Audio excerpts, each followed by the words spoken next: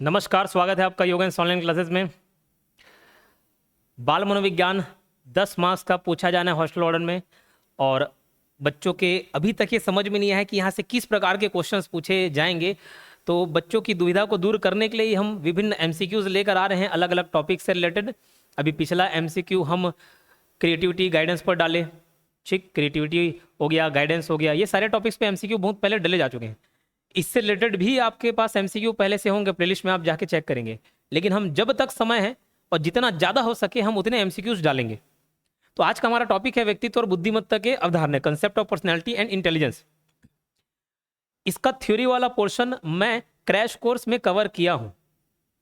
30 days का जो crash course चल रहा है आप उसको जरूर देखें। इतना लाभ मिलेगा आपको 30 डेज जो और किसी कोर्स में नहीं मिल सकता। ठीक, 30 डेज का क्रैश कोर्स में आप जाके देखेंगे और पूरा वहां से पहले से लेके चौथे पांचवें दिन तक मैं पूरा पर्सनैलिटी पर बात किया हूं, पर्सनैलिटी और इंटेलिजेंस पर। उसका थ्योरी आपको डिटेल में मिल जाएगा। पहला देखो, व्यक्तित्व का मुख्य घटक क्या है। पहला क्वेश्चन हम देखते हैं, इसके साथ एक्सप्लेनेशन भी देखते जाएंगे। व्यक्तित्व का मुख्य घटक क्या है? तो 4 ऑप्शन है, केवल शारीरिक गुण, केवल मानसिक गुण, व्यक्ति का संपूर्ण व्यवहार और दृष्टिकोण, या केवल सामाजिक गुण। तो ध्यान रखना, व्यक्तित्व व्यक्ति का संपूर्ण व्यवहार और दृष्टिकोण है। हम लोग व्यक्तित्व मतलब पर्सनैलिटी क्या समझते हैं कि सिर्फ और सिर्फ कोई बाहरी पहनावा, बाहरी ओढ़ावा या कोई अच्छा हेल्थ हाइट का है, उसी को पर्सनैलिटी बोल देते हैं। लेकिन पर्सनैलिटी केवल और केवल बाहरी पहनावा नहीं है। तो ये इंटरनल प्लस एक्सटर्नल फैक्टर का सम है। इंटरनल और एक्सटर्नल फैक्टर का सम है। तो व्यक्तित्व कोई छोटा मोटा शब्द नहीं है, बहुत ही महत्वपूर्ण शब्द है। ध्यान रखिए, आपकी सफलता केवल आपकी उपलब्धियों से नहीं मापी जाती, बल्कि आपके व्यक्तित्व से भी मापी जाती है। तो जब आपका व्यक्तित्व इतना मजबूत हो कि लोग बिना बताए भी आपकी सफलता को पहचाने और जाने, तभी आप असली मायने में सफल हैं। तो याद रखना, अपने सोच और कर्मों से आप अपना व्यक्तित्व ऐसा बनाएं कि आप लोगों के दिलों पे छाप छोड़ जाए। ठीक है, तो पर्सनैलिटी का मुख्य फैक्टर क्या है, मुख्य घटक क्या है अगर पूछा जाए तो व्यक्ति का संपूर्ण व्यवहार और दृष्टिकोण।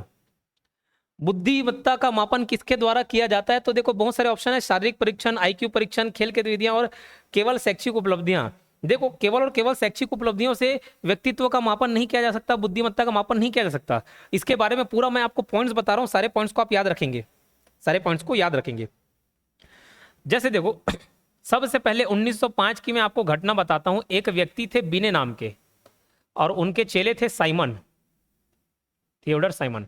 तो बिने और साइमन ने सबसे पहली बार बुद्धि परीक्षण किया। क्या किया? बुद्धि परीक्षण किया। सबसे पहले बुद्धि परीक्षण किया 1905 में। क्यों किया? क्योंकि बिने ने देखा कि यार मैं 40 बच्चों को अलग अलग पढ़ाता हूं, 40 बच्चों को साथ में पढ़ाता हूं, बट वो समझते अलग अलग प्रकार से। साथ में पढ़ा रहा हूं, सभी को साथ में सीखना चाहिए, एक ही स्तर होना चाहिए, लेकिन नहीं होता। तो यहां से बिने के माइंड में एक चीज आई कि कोई ना कोई ऐसा फैक्टर है जो बच्चों को कम या तेजी से सीखने पे विवश करता है। तो इसलिए उन्होंने पहला बुद्धि परीक्षण किया जिसमें बहुत सारे सवाल पूछे, 30 क्वेश्चन का एक सेट लेके आए और उससे उन्होंने आईक्यू जैसा कुछ लेकर आया। अभी आईक्यू शब्द आया नहीं है ना। तो वहां से उन्होंने एक कंसेप्ट इजाद किया जिसका नाम है मेंटल एज, मानसिक आयु।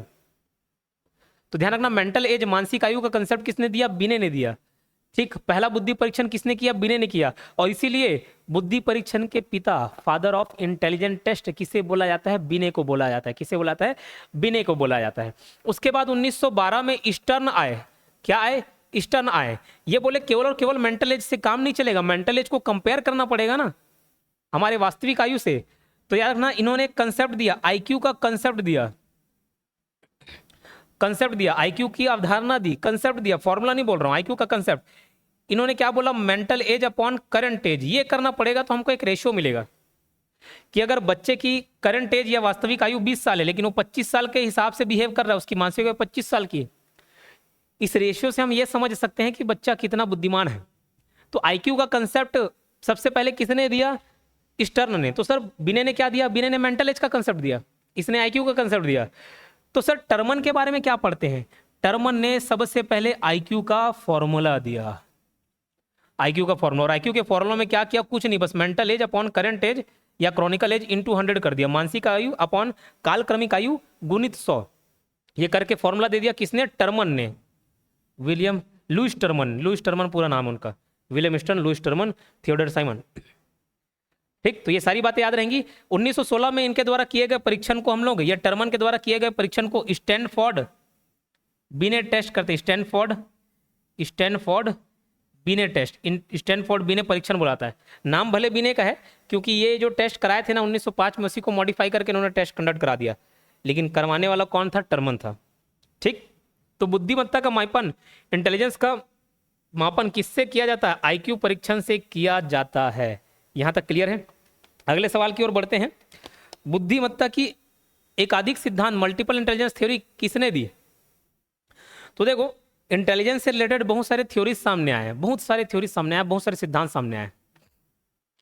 जैसे बिने हो गए, स्टर्न हो गए, टर्मन, अभी जो हम लोगों ने नाम लिया ना, कौन कौन से, कितने नाम लिए? बिने हो गए, स्टर्न हो गए, टर्मन हो गए, साइमन हो गए, ये जितने भी नाम दिए, इन्होंने सिंगल फैक्टर थ्योरी दी। सिंगल फैक्टर थ्योरी, बुद्धि का सिंगल फैक्टर थ्योरी दिया। इनके हिसाब से ये बोले कि अगर कोई एक व्यक्ति बुद्धिमान है तो वो बुद्धिमान है, फिर वो हर क्षेत्र में बुद्धिमान होगा। अगर कोई व्यक्ति एक क्षेत्र में बुद्धिमत्ता दिखा रहा है, मतलब हर फील्ड में, हर क्षेत्र में बुद्धिमत्ता दिखाएगा। लेकिन इसकी बात को नकारा गया। आगे चल के एक व्यक्ति आए जिसका नाम है स्पीयरमैन, चार्ल्स स्पीयरमैन नाम है उनका, चार्ल्स स्पीयरमैन। स्पीयरमैन आए, इन्होंने टू फैक्टर थ्योरी दी, दो कारक सिद्धांत दिया, टू फैक्टर थ्योरी।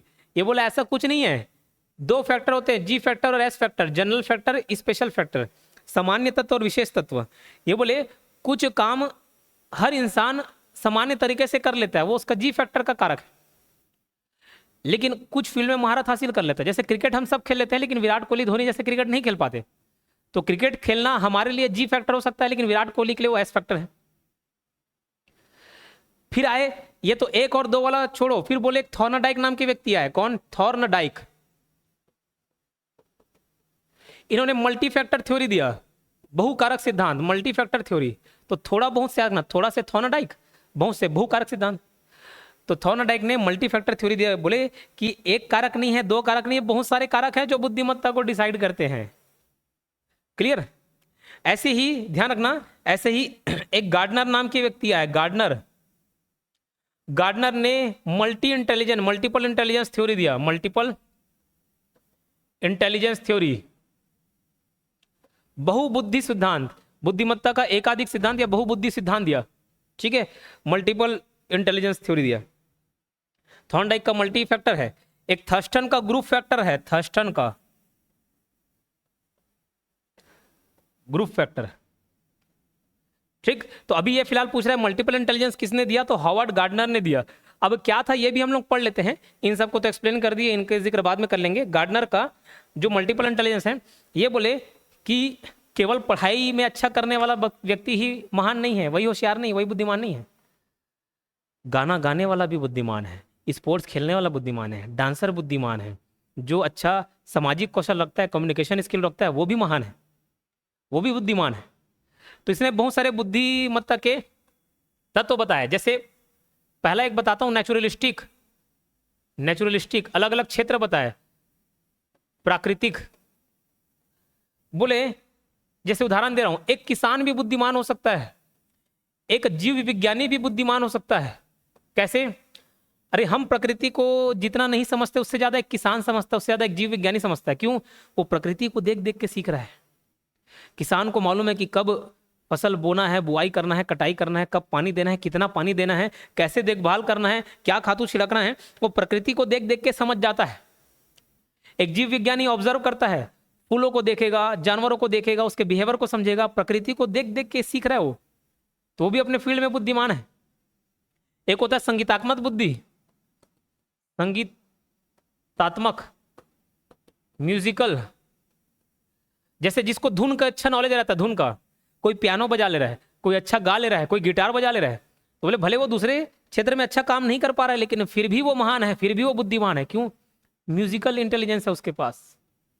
शारीरिक गतिविधियां देखें, बॉडीली काइनेस्टिक बोलते हैं, शारीरिक बॉडीली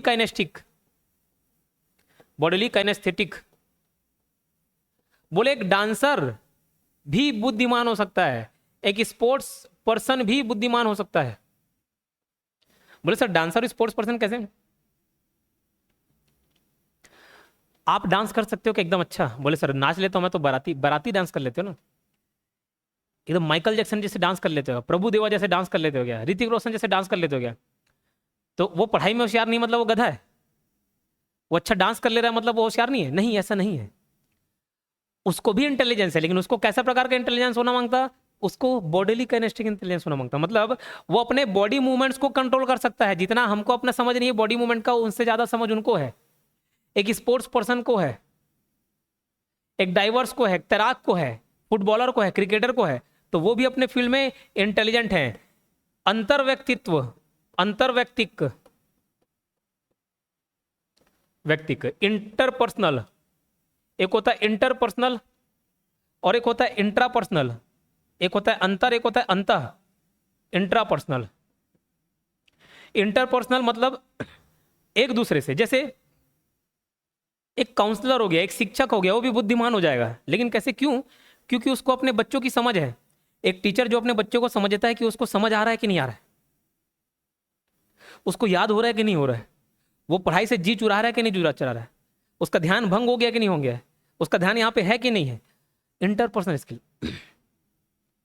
एक व्यक्ति समाज में अच्छे से घुल मिल ले रहा है, क्यों? क्योंकि उसमें इंटरपर्सनल स्किल है, इंटरपर्सनल इंटेलिजेंस है, वो आसानी से दूसरे से घुल मिल सकता है। समझ आ रही बात? तो वो भी इंटेलिजेंट है अपने क्षेत्र में, वो भी इंटेलिजेंट है अपने क्षेत्र में, नहीं है? पॉलिटिशियन, इंटरपर्सनल स्किल है। अगर आप में ही क्वालिटी होता तो आप नहीं बन जाते पॉलिटिशियन। आप क्यों नहीं बन गए? इसलिए नहीं बन पाए क्योंकि आप में इंटरपर्सनल स्किल नहीं है। अरे भले झूठ बोले कोई, लेकिन वो भी एक स्किल है। 15 लाख वापस आएंगे, बोले ठीक, यकीन तो दिलाए, यकीन दिलाना ही बहुत बड़ी बात। अंतर व्यक्तित्व, इंट्रापर्सनल, इंट्रा में लोग दूसरे को नहीं अपने आप को समझते हैं, अपने आप को व्यक्त करना जानते हैं। जैसे गौतम बुद्ध, क्या वो इंटेलिजेंट नहीं है? वो क्या अच्छा नाचते थे, गाते थे, क्या करते थे, स्पोर्ट्स पर्सन थे? नहीं। तो क्या इंटेलिजेंट नहीं होंगे? वो भी इंटेलिजेंट होंगे। क्यों? उन्होंने दूसरे को नहीं समझा, उन्होंने खुद को समझा, उन्होंने खुद को समझा। तो बुद्ध कौन सी कैटेगरी में आएंगे? इंट्रापर्सनल में आएंगे। और ध्यान रखना, अगर आप खुद को समझ गए, अपने मन बुद्धि को समझ गए, तो आप आधी जंग जीत गए। ठीक, जिस इंसान ने खुद को समझ लिया वो दूसरे को आसानी से समझ लिया। तो गौतम बुद्ध बाहर नहीं झाके, अपने अंदर झाके, तो गौतम बुद्ध इस श्रेणी में आ जाएंगे। बोले नहीं सर और कुछ दूसरा उदाहरण दो। दूसरा उदाहरण भी देते हैं। एक पेंटर भी इंट्रापर्सनल हो सकता है। बोले सर कैसे? एक कवि, एक शायर भी इंट्रापर्सनल हो सकता है। बोले सर कैसे? ऐसे एक शायर शायरी लिखता है, एक कवि अपनी कविता लिखता है, वो अपने अंदर चल रहे विचारों को तो व्यक्त करता है। आप कर पाते हो क्या? बोलते ना सर मेरे पास बोलने के लिए तो बहुत कुछ है, लेकिन मैं बोल नहीं पाता हूँ। क्यों नहीं बोल पाता हूँ? क्योंकि आपके पास इंट्रापर्सनल नहीं, आप अपने खुद के व्यक्तित्व को, विचार को नहीं समझ पा रहे हो। लेकिन एक पेंटर समझता है, इसलिए वो पेंटिंग में अपने विचारों को उतार देता है। एक शायर समझता है, अपनी शायरी में बातों को व्यक्त कर देता है। कर लिया था हमने अहदे तरके इश्क, कर लिया था हमने अहदे तरके इश्क, उसने फिर बाहें गले में डाल दी। कितनी अच्छी लाइन है, बताओ।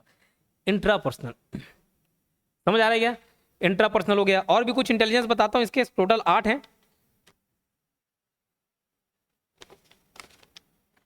स्पेशल बुद्धि, तार्किक बुद्धि, तार्किक गणिती वाला, तार्किक गणिती, तार्किक गणित, मैथमेटिकल हो गया, रीजनिंग हो गया। बोले सर मैथमेटिकल वाला कैसे? भैया जो जिनका अंक गणित अच्छा है ना, जो कैलकुलेट अच्छे से कर पा रहा है, वो भी इंटेलिजेंट है। जो केवल मैथ्स में अच्छे है ना, वो भी इंटेलिजेंट है अपने आप में। हर कोई सॉल्व कर पाता है कि हर किसी को गणित नहीं समझ आता, हर किसी को अंक नहीं समझ आता। समझ आ रही बात? एक और है स्पेशल बुद्धि। ये स्पेशल विशेष वाला स्पेशल नहीं है, इसका हिंदी में अर्थ होता है स्थानिक। स्थानिक मतलब जो चीज मौजूद नहीं है उसको देख सके। बोले सर ऐसे कैसे जो चीज मौजूद नहीं है उसको देख सके? जो हवा में है, जो मौजूद नहीं है, जो काल्पनिक है। जैसे ताजमहल को जो डिजाइन किया होगा, ताजमहल को डिजाइन किया होगा, क्या किसी दूसरे आकृति को देख के कॉपी पेस्ट मारा? नहीं, वो तो पहले उसके मन में आया होगा, विचार में आया होगा, अपने मन में पहले उसने एक ताजमहल बनाया होगा, उसके बाद असल में ताजमहल आया होगा। स्थानिक बुद्धि। एक आर्किटेक्चर आप डिजाइन कर सकते हो कि नहीं? एक पेंटर भी इसमें आ जाएगा, एक स्केचर भी इसमें आ जाएगा। क्यों? वो पहले कल्पना करता है, जो चीज मौजूद नहीं है उसको देखने के सक्षम है, उसमें क्षमता है उसमें। ठीक है, तो स्पेशल बुद्धि। और क्या बच रहा है? एक लोग तार्किक हो गया। भाषाई, जिसपे भाषा पे अच्छा पकड़ हो, भाषाई बुद्धि। लिंग्विस्टिक, लिंग्विस्टिक बुद्धि, भाषाई भाषागत पकड़ अच्छा है, चाहे अंग्रेजी में हो चाहे हिंदी में हो। हिंदी मैं भी बोल लेता हूँ, आप भी बोल लेते हो, लेकिन एकदम शुद्ध हिंदी बोलते हो क्या? शुद्ध हिंदी बोलते हो क्या? नहीं। ठीक। एक बच्ची का कमेंट देखा, 2 मिनट समय लेता हूँ अगर मिल जाए तो।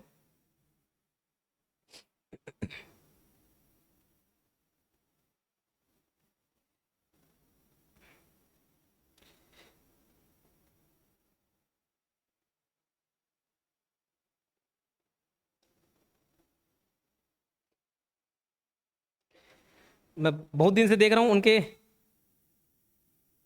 कमेंट्स, इतना शुद्ध हिंदी, भाषा पे कितना अच्छा पकड़।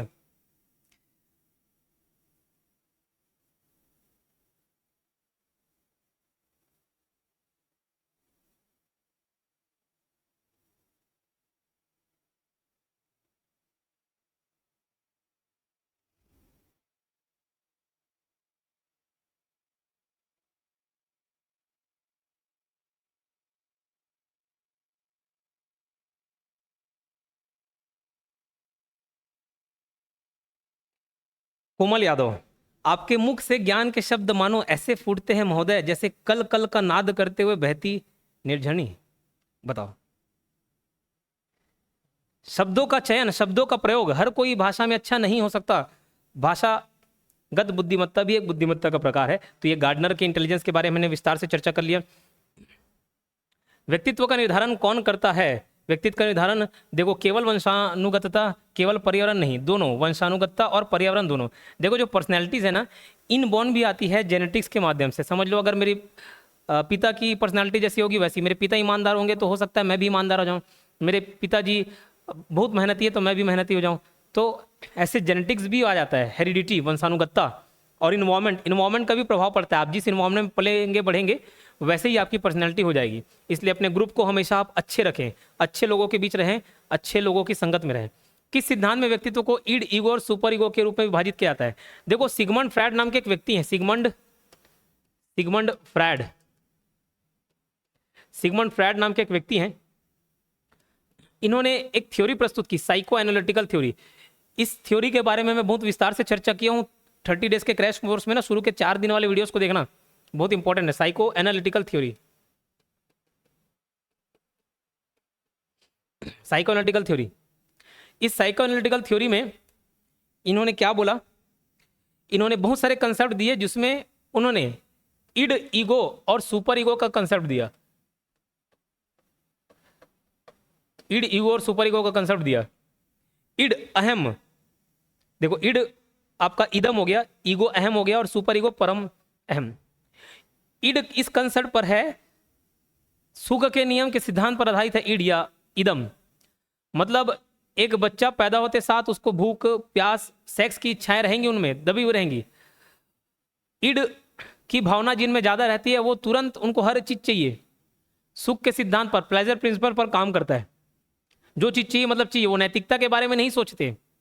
वहीं हम बात करें सुपर ईगो, तो ये नैतिकता के बारे में विचार करता है, नैतिकता के बारे में विचार करता है कि मुझे कोई सामान चाहिए, लेकिन मुझे ध्यान आया ये सामान तो दूसरे का है, मैं दूसरे के सामान को कैसे खुद का समझ सकता हूँ, कैसे मांग सकता हूँ। तो उसमें नैतिकता का गुण होता है। ईगो में इन दोनों का बीच का समामिलन है, इसको मैंने विस्तार से बताया हुआ है। तो ये मनोविश्लेषणात्मक सिद्धांत इसका आंसर हो जाएगा। 6वें क्वेश्चन पढ़ते हैं। कौन सा सिद्धांत व्यक्तित्व के विकास के जीवन के अनुभव और सामाजिक संबंधों को महत्वपूर्ण मानता है? तो देखो, सामाजिक सिद्धांत और सामाजिक सिद्धांत इसका आंसर ले सकते हैं। ठीक, सामाजिक वाला बोल दिया, सामाजिक सिद्धांत। बुद्धिमत्ता किस प्रकार की होती है? स्थिर और अपरिवर्तनीय, लचीली और परिवर्तनीय, केवल शारीरिक, केवल मानसिक। देखो, शारीरिक और मानसिक ही नहीं, लचीली और परिवर्तनीय होती है। लचीली और परिवर्तनीय मतलब क्या? आपका इंटेलिजेंस एक तो इनबॉर्न होता ही है, ये मैं मानता हूं। बुद्धि जो है जन्मजात शक्ति इनबॉर्न है, लेकिन हम अपने इन्वायरमेंट से सीख कर इसको निखार सकते हैं, अपनी बुद्धिमत्ता को। तो ये लचीली होती है और परिवर्तनशील होती है, फ्लेक्सिबल है और चेंजेबल है। मतलब आप खुद को 5 साल पहले देखेंगे और अभी देखेंगे तो मैच्योर हो चुके हो कि नहीं हो चुके हो, ज़्यादा इंटेलिजेंट हो चुके हो कि नहीं हो चुके हो, ज़्यादा समझ है कि नहीं दुनियादारी की? बिल्कुल है। और जैसे जैसे उम्र बढ़ते जाएगी, जैसे जैसे अनुभव मिलते जाएंगे, आप सीखते जाएंगे। व्यक्तित्व के कौन से घटक व्यक्ति के व्यवहार को प्रभावित करते हैं? व्यक्तित्व के कौन से घटक? तो शारीरिक विशेषताएं, मानसिक, सामाजिक और भावनात्मक गुण, उपरोक्त सभी। तो सभी के सभी प्रभाव डालते हैं। व्यक्तित्व के कौन से घटक व्यक्तित्व के व्यवहार को प्रभावित कर सकते हैं? तो उसकी फिजिकल पर्सनैलिटी जैसे होंगी, मोटा तगड़ा होगा तो वैसी भारी भरकम पर्सनैलिटी, भारी भरकम व्यवहार। मानसिक विशेषताएं, उसके मेंटल कैरेक्टरिस्टिक्स, सामाजिक और भावनात्मक गुण, सोशल स्किल कैसे हैं, इमोशनल स्किल्स कैसे हैं, ये सभी प्रभाव डालेंगे। कौन सी बुद्धिमत्ता संगीत में उत्कृष्टता से संबंधित है? तो संगीतात्मक बुद्धि, ये गार्डनर वाले में हम पढ़े भी। बुद्धिमत्ता के तरल और क्रिस्टलीकृत सिद्धांत किसने दिए? तो देखो, एक रेमंड कैटल नाम के व्यक्ति थे, तो तरल और क्रिस्टलीकृत सिद्धांत इसने प्रस्तुत किए बुद्धिमत्ता के। ये मैं थ्योरी में नहीं पढ़ाऊँ, तो ऑब्जेक्टिव में जो छूट जाएगा ना उसको कवर कर लेंगे। तो उन्होंने दो प्रकार के बुद्धि के बारे में बताया है, दो प्रकार के बुद्धि के बारे में बताया है, एक फ्लूइड इंटेलिजेंस और एक क्रिस्टलाइज्ड इंटेलिजेंस। दोनों के बीच अंतर बताता हूं। फ्लूइड इंटेलिजेंस जन्मजात होता है, प्राकृतिक होता है, पहले से मिला होता है, और ये जो है अनुभव के साथ आता है अनुभव के साथ आता है। तो ये कंसेप्ट दिया किसने? रेमंड कैटल ने। याद रखना बहुत आसान है, रेमंड से ना रेमट याद रख लेना। रेमट नाक का जो बहता है तो तरल पदार्थ रहता है और कभी कभार ज्यादा सूख जाए तो क्रिस्टलाइज हो जाता है, ऐसे याद रख लेना रेमट। तो फ्लूइड और क्रिस्टलाइज वाला कंसेप्ट किसने दिया? रेमंड कैटल ने दिया, रेमट कैटल करके याद रख लेना। तो फ्लूइड इंटेलिजेंस जन्मजात या प्राकृतिक होता है। जैसे मैं उदाहरण दूं, एक व्यक्ति कोई ईमानदार है ना, तो वो ईमानदार ही रहेगा। बोले सर कैसे? ईमानदार है तो है, अब वो कहीं से सीखा नहीं, बस वो ईमानदारी है उसके अंदर तो है। कोई एक बच्चा बचपन से देखना बहुत ज्यादा निडर रहता है, उसको कोई सिखाया नहीं है, बस वो निडर रहेगा। देखना छोटे छोटे बच्चे, कोई एक बच्चा है जो एकदम कीड़ा मकोड़े से डरेगा, भागेगा, एक बच्चा उसको जैसी देखेगा मार देगा। तो याद रखना, तो कोई पहले से इनबॉर्न क्वालिटी के साथ पैदा होता है, वो फ्लूइड इंटेलिजेंस के अंतर्गत आता है। अब इसमें एक्सपीरियंस का कोई भी रोल नहीं होता। किसमें? फ्लूइड इंटेलिजेंस में एक्सपीरियंस का कोई भी रोल नहीं होता। अचानक से कोई आपके सामने एक पजल ला दिया, वो ऐसी पजल है जिसके बारे में आप पहले कभी देखे नहीं, तो आप उसको कैसे इंटेलिजेंस के माध्यम से सॉल्व करोगे? फ्लूइड इंटेलिजेंस के माध्यम से सॉल्व करोगे। क्यों? क्योंकि वो जन्मजात है, उससे किसी अनुभव से कोई लेना देना नहीं है। लेकिन वही कोई मैथ्स का प्रॉब्लम में लेके आ गया, मैथ्स के क्वेश्चन, बोले किसी एक नंबर का HCF 6 है, LCM 18 है, एक नंबर अगर 9 है तो दूसरा नंबर क्या होगा? अब यहाँ पे आप फ्लूइड इंटेलिजेंस यूज नहीं करोगे, यहाँ पे आप क्रिस्टलाइज्ड इंटेलिजेंस यूज करोगे। क्यों? क्योंकि अनुभव के साथ आता है। बोले सर कैसे अनुभव? आप स्कूल में सीखे होगे वाला फॉर्मूला वाला कंसेप्ट, तो आप क्रिस्टलाइज्ड इंटेलिजेंस का यूज करोगे। समझ आ रही बात? चलो 11वां क्वेश्चन पर बढ़ते हैं। इससे पहले देखो, हॉस्टल वार्डन की रिकॉर्डेड क्लास अवेलेबल है, लाइव भी चल रही है, लेकिन अभी 30 डेज में आपके लिए रिकॉर्डेड सेशन ज़्यादा उपलब्ध रहेगा, ज़्यादा अच्छा रहेगा। लाइव क्लास भी चलती है इवनिंग में, अभी फिलहाल मैथ्स की क्लास चल रही है ना, तो ये आप लेकर लाभ ले सकते हैं। अभी ऑफर भी चल रहा है, आप लाभ उठा सकते हो। टेस्ट सीरीज है बहुत सारे, अगर आपको पर्टिकुलर एक सब्जेक्ट पे पकड़ मजबूत बनाना है, जैसे आपको मैथ्स अच्छा करना है, मैथ्स के लिए टेस्ट सीरीज है, इसमें वीडियो सॉल्यूशन भी है, इंग्लिश हिंदी मैथ्स के क्वेश्चंस हैं, ठीक। जीएस का 15 मार्क्स तगड़ा करना है, आपको थ्योरी पढ़ने का टाइम नहीं मिल रहा है, ये 149 का टेस्ट सीरीज ले लो, इसमें मनीष सर पूरा एक्सप्लेनेशन दिए हुए हैं। वैसे ही कंप्यूटर का, इसमें वीडियो एक्सप्लेनेशन नहीं है, केवल क्वेश्चन है, 1000 क्वेश्चन है, इसको कर लेना, 30 क्वेश्चन में आपका अच्छा पकड़ बन जाएगा 30 मार्क्स के क्वेश्चन में। ओवरऑल हॉस्टल वार्डन के भी टेस्ट सीरीज है 99 रुपीज़ में, तो एक बार उसके डिस्क्रिप्शन को पढ़ लीजिएगा, बाइलिंगुअल है नहीं है कैसे क्या है, तो आपको समझ आ जाएगा, ठीक है। उसके अलावा हम टाइम मैनेजमेंट का कोर्स हम लॉन्च किए, समय को कैसे उपयोग में लाना है, क्योंकि हर किसी व्यक्ति के पास 24 घंटे का समय है, लेकिन फर्क आता है कि इस 24 घंटे को यूज कैसे करते हैं। तो 199 रुपीज़ का टाइम मैनेजमेंट का कोर्स है, आप वो भी परचेस करके अपने समय को सही तरीके से प्रबंधित कर सकते हैं, मैनेज कर सकते हैं। किसी भी प्रकार का कोर्स खरीदने के लिए 8770123687 पर कॉन्टैक्ट कर सकते हो या हमारे एप्लीकेशन को डाउनलोड कर सकते हो। 11वां क्वेश्चन देखते हैं, व्यक्तित्व का सबसे महत्वपूर्ण पहलू क्या है? तो व्यक्ति का संपूर्ण दृष्टिकोण और व्यवहार, ठीक। 12वां क्वेश्चन, कौन सा बुद्धिमत्ता परीक्षण बच्चों की मानसिक आयु का निर्धारण करने के लिए प्रयोग किया जाता है? तो यहाँ पे देखो, स्टैनफोर्ड बिने बुद्धिमत्ता scale, Wechsler intelligence, Raven progressive matrix, Gardner का बुद्धिमत्ता परीक्षण। तो स्टैनफोर्ड बिने बुद्धिमत्ता स्केल, क्योंकि ये IQ को नापता है। इसके बारे में वेक्सलर हो गया, रेवन हो गया, गार्डनर हो गया। अभी मेरे 1:30 बजे की लाइव क्लास है, इस कारण मैं ज़्यादा समय नहीं दे पाऊंगा, नहीं तो मैं इसको पूरा एक्सप्लेन किया रहता। तो ये आप थ्योरी में कवर कर लीजिएगा। स्टैनफोर्ड बिने बुद्धिमत्ता इस क्वेश्चन का आंसर है। ध्यान रखना, इसका PDF कहाँ पे मिलेगा? इसका PDF आपको मिलेगा टेलीग्राम चैनल में। कई बच्चे बोलते सर इसका आंसर क्यों नहीं देते, तो वीडियो किसी लिए? आपको मैं आंसर दे दूंगा तो सिर्फ ऑप्शन देखोगे, उससे आपका कंसेप्ट मजबूत नहीं होगा। ये वीडियो को देखने से, एक्सप्लेनेशन को समझने से आपका कंसेप्ट मजबूत होगा, तो आपको वीडियोस देखने ही पड़ेंगे। ठीक है, तो पीडीएफ आपको टेलीग्राम चैनल में मिल जाएगा। हमारा टेलीग्राम चैनल है योगेश ऑनलाइन क्लासेस नाम से, और मुझे इंस्टाग्राम पे भी आप फॉलो कर सकते हो। चलो, व्यक्तित्व के कौन से सिद्धांत में विशेषताओं का महत्व दिया गया है? तो ट्रेड्स थ्योरी है, गुण सिद्धांत, गुण सिद्धांत। ठीक है, अब जैसे मैं एक ईमानदारी वाली बात कर रहा था ना, फ्लूइड इंटेलिजेंस, फ्लूइड इंटेलिजेंस, उसको हम लोग एक गुण थ्योरी के रूप में भी देख सकते हैं।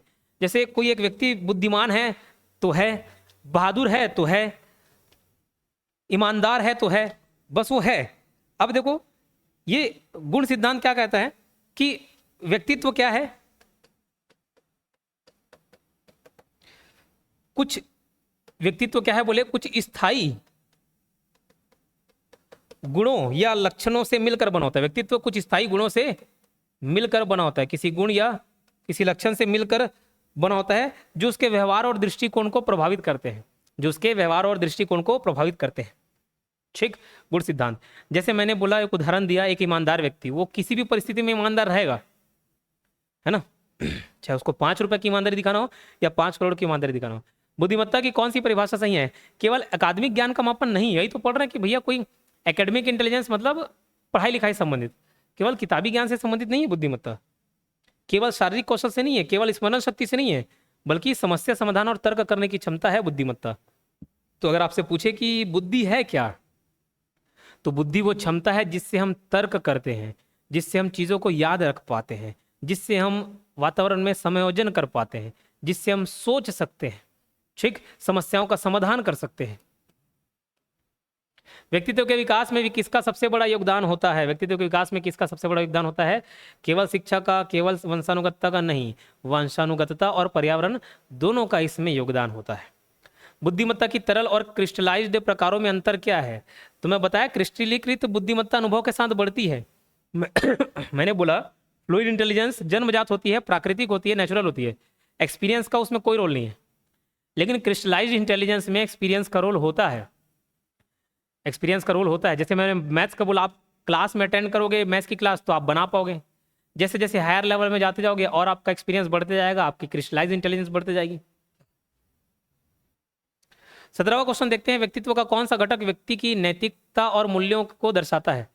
व्यक्तित्व का कौन सा घटक व्यक्ति की नैतिकता और मूल्यों को दर्शाता है? तो देखो, ईड, ईगो और सुपर ईगो, इन तीनों में बोला था ईड केवल प्रेजल प्रिंसिपल पर काम करता है, सुख के नियम पर, उसको चाहिए मतलब चाहिए, नैतिकता पे ध्यान नहीं देता। वहीं बात करें सुपर ईगो पर, तो वो नैतिक मूल्यों का पर विचार करता है।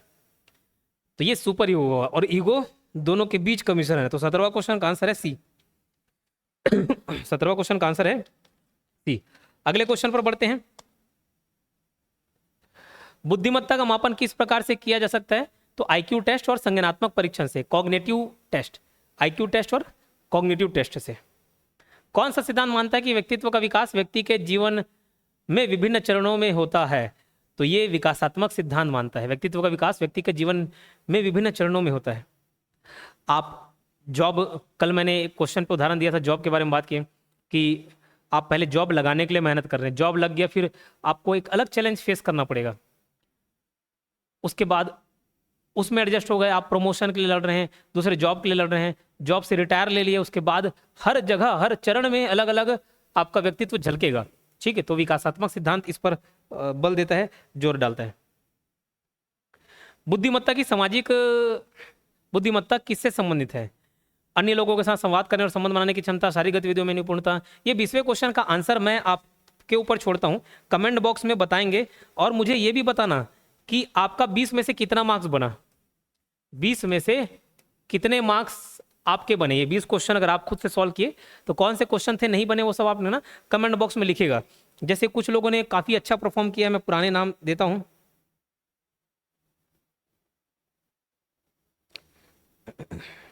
बाल मनोविज्ञान का जब मैं परामर्श वाला टॉपिक डाला, मंजू गिरी 20 में 18 बन गया, ओके। चंद्रभान साहू जी का 18 सही हुआ, विनीता सेन का 18 सही हुआ। ऐसे बहुत सारे लोगों ने अपना मार्क्स बताए, तो इसमें भी आप अपना मार्क्स बताएंगे और 20वें क्वेश्चन का मुझे आंसर सब के सब बताएंगे। और साथ ही साथ मुझे कोई व्यक्ति ये भी लिख के बताए, देखते हैं थ्योरी कितना अच्छे से पढ़ा। कंक्रीट इंटेलिजेंस, मूर्त बुद्धि क्या है? एब्स्ट्रैक्ट इंटेलिजेंस, अमूर्त बुद्धि क्या है? और सोशल इंटेलिजेंस, सामाजिक बुद्धि क्या है? इस पर मैंने विस्तार से चर्चा किया था, एकदम आप शॉर्ट में लिख के बताएंगे। ठीक है, देखते हैं किसका आंसर सबसे बेस्ट होता है। ऑफ कर दो रिकॉर्डिंग और लाइव। नमस्कार, जय जोहार। क्या आप भी गवर्नमेंट एग्जाम्स की तैयारी करना चाहते हैं? क्या आप भी मेमोरी टेक्निक्स और ट्रिक्स के जरिए बहुत ही कम समय में स्मार्ट स्टडी करना चाहते हैं? क्या आप चाहते हैं कि सीजी व्यापम टॉपर आपको पढ़ाए? तो डाउनलोड करिए योगेंद्र साहू क्लासेस ऐप। यहाँ 10 से अधिक गवर्नमेंट एग्जाम्स क्रैक करने वाले और सीजी व्यापम टॉप करने वाले योगेंद्र सर CGPSC और सीजी व्यापम के अंतर्गत होने वाले सभी एग्जाम्स की तैयारी कराएं। तो डाउनलोड करिए Yogendra Sahu classes app to be the best, learn from the best.